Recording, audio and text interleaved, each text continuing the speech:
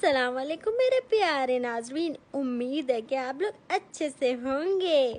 घर में पिज़्ज़ा बनाना चाहते हैं लेकिन ईस्ट और ओवन दोनों नहीं है। बच्चे फरमाइशें कर रहे हैं, रोज रोज तो बाहर का नहीं खा सकते। अब कोई भी परेशानी की बात नहीं है।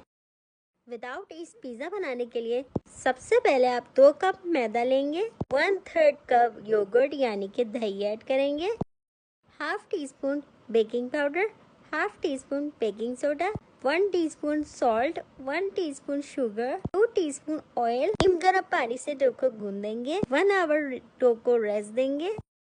पोर्शन में डो को डिवाइड करके मैंने उसका पिज्जा बनाया और नॉन स्टिक पैन में इसको पकाया। बिल्कुल हल्की आंच पे पकाना है।